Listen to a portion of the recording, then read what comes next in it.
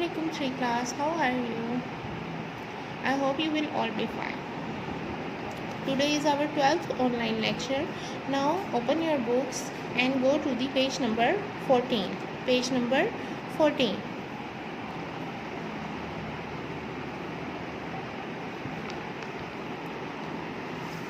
Page number 14. Okay जी students, जो आज हम लोगों की स्टोरी है, जो आज मैं आपको स्टोरी सुनाने जा रही हूँ, वो है उसका नाम है the wooden bowl. Story name आप ऊपर रीड कर सकते हैं, द वुडन बाउल मतलब लकड़ी का प्याला। लकड़ी का प्याला। ये स्टोरी है एक छोटी सी फैमिली की। एक छोटी सी फैमिली है, उसमें एक बूढ़ा आदमी है जिसका नाम है कर्ट।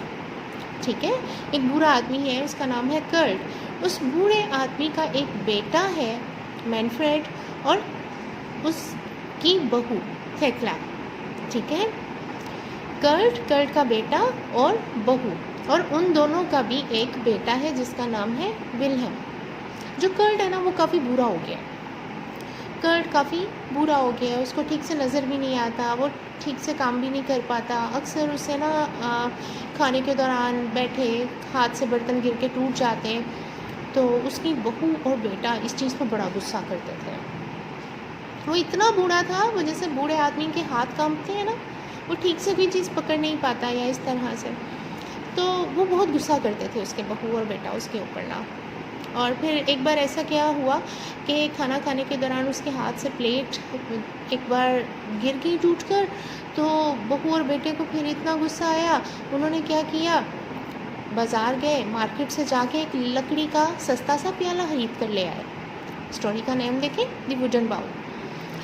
एक प्याला खरीद कर ले आए, और जब वो प्याला लेकर आते हैं तो फिर उसमें उसको खाना डाल के ना अकेले कमरे में बिठा कर दे देते हैं। अकेले कमरे में, यानी अपने साथ फिर नहीं बिठाते उसको।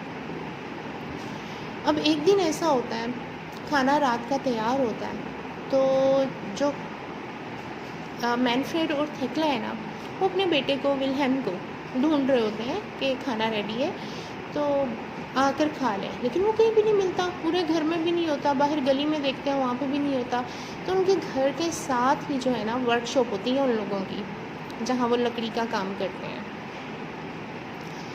वर्कशॉप में लाइट जल रही होती है, और अंदर जाकर देखते हैं तो विल्हेम वहाँ पे बैठा ना लकड़ी के एक पीस को काट रहा होता है, तराश रहा होता है। तो उसके पेरेंट्स आकर उसको बोलते हैं, ओह तुम यहाँ हो, हम तो तुम्हें ढूंढ रहे थे और ये क्या कर रहे हो। तो वो बोलता है, कहता है मैं ना एक लकड़ी का प्याला बना रहा हूँ, लकड़ी का प्याला बना रहा हूँ। कहते क्यों?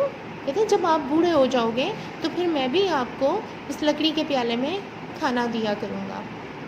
ये सुनते ही दोनों की आंखों में इतने आंसू आ जाते हैं और उनको अपनी गलती का एहसास होता है कि देखो जो सलूक हम अपने पेरेंट्स के साथ कर रहे हैं वही कल को हमारे बच्चे वही सलूक हमारे साथ करेंगे।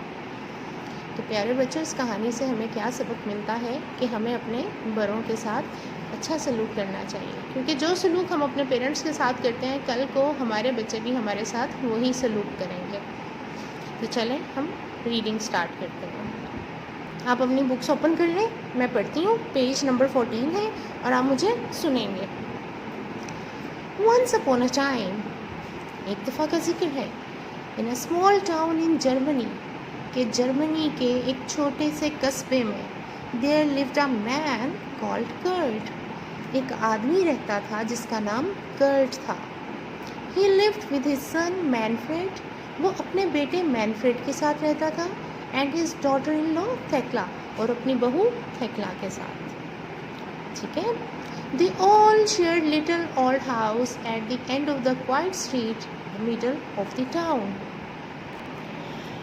वो सब एक कस्बे के दरमियान में एक पुरसुकून गली के आखिर पर एक छोटे से पुराने से घर में एक साथ रहते थे। घर भी उनका छोटा सा था। यहाँ पे उन्होंने इंट्रोडक्शन दे दिया जो मैं आपको पहले बता चुकी हूँ। ठीक है, एक बूढ़ा आदमी जिसका नाम कर्ट था और उस अपने बहू और बेटे के साथ रहता था। Manfred was a carpenter. Manfred जो है ना वो कारपेंटर था। कारपेंटर कौन होते हैं? बढ़ई। बढ़ई किसे कहते हैं? जो लकड़ी का काम करते हैं। and spent all his time in a workshop next to the house. और वो अपना सारा वक्त जो उनके घर के साथ वर्कशॉप थी वहाँ पर गुजारता था. He had learned carpentry from his father. उसने ये कारपेंट्री मतलब लकड़ी का काम कहाँ से सीखा था? अपने बाबा से. Who had been a famous carpenter in his days. जो अपने ज़माने का बड़ा मशहूर कारपेंटर था. किसकी बात कर रहे हैं? कर्ट की बात कर रहे हैं कि उसने कारपेंट्री जो है वो अपने बाबा से सीखी थी और जब वो उसके बाबा यंग थे तो वो बड़े फेमस कारपेंटर थे.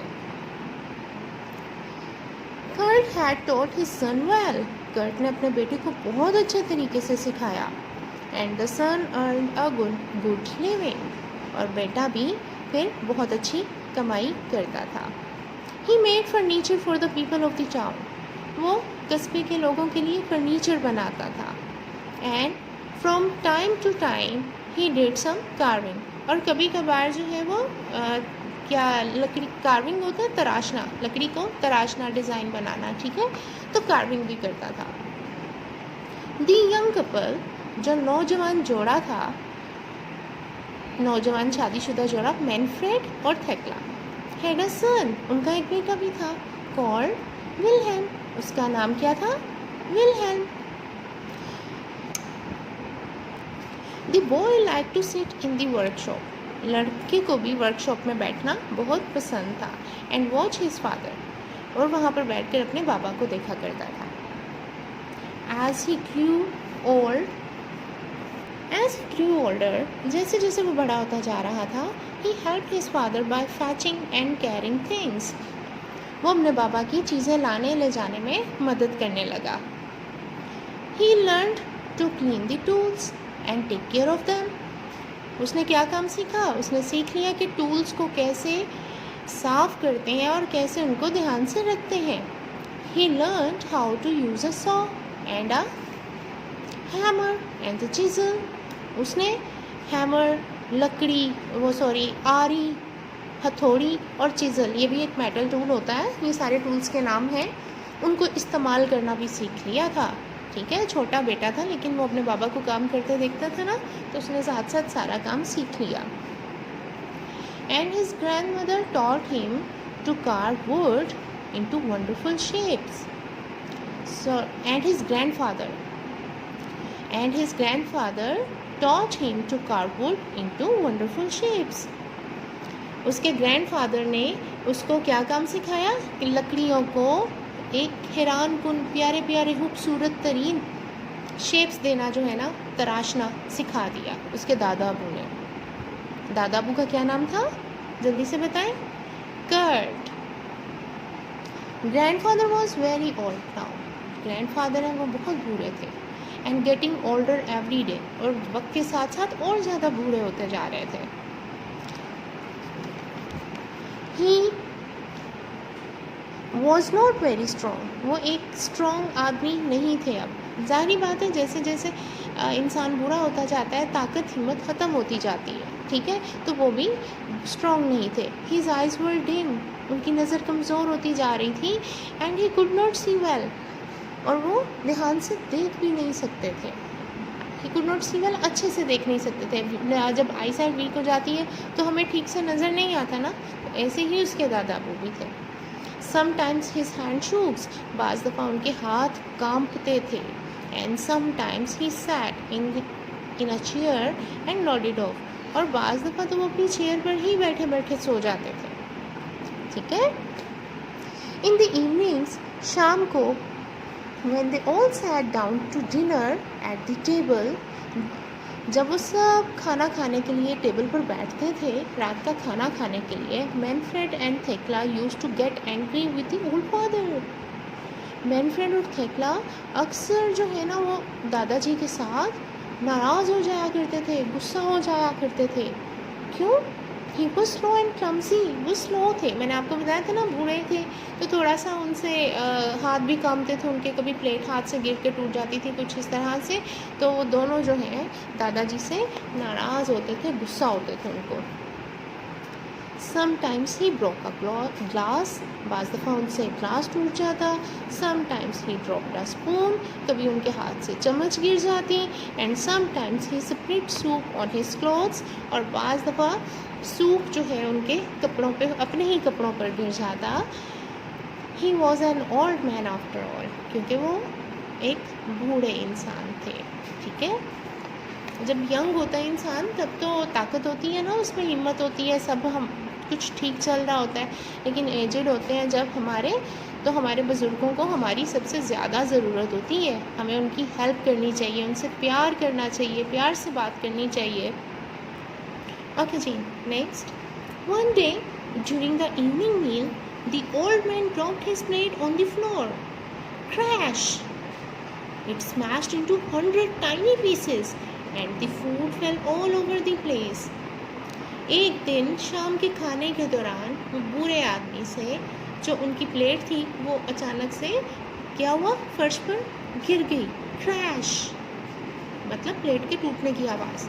It smashed into 100 tiny pieces, और ये छोटे छोटे कई सौ टुकड़ों में जो है वो बिखर गई और सारा खाना जो है वो ज़मीन पर गिर गया। अब आगे क्या हुआ? Thekla and Manfred began to clean the floor. Thekla और मैनफ्रेड दोनों ने फर्श साफ करना शुरू कर दिया। बट हाउ एंग्री दे वर, लेकिन वो कितने गुस्से में थे, कितने नाराज़ हुए दादाजी से। After that accident they bought him a cheap wooden bowl from a market. इस वाक़े के बाद, इस हादसे के बाद वो कि उन्होंने क्या किया, मार्केट गए और वहाँ से एक सस्ता सा लकड़ी का प्याला ले आए। And gave him his dinner in that, और फिर वो दादाजी को उनका खाना जो है उस लकड़ी के प्याले में देते थे। They made the old man sit by himself in the corner of a room to eat his food. वो दादाजी को कमरे में अकेले बिठा देते थे और वहाँ पर वो अकेले बैठकर खाना खाते थे।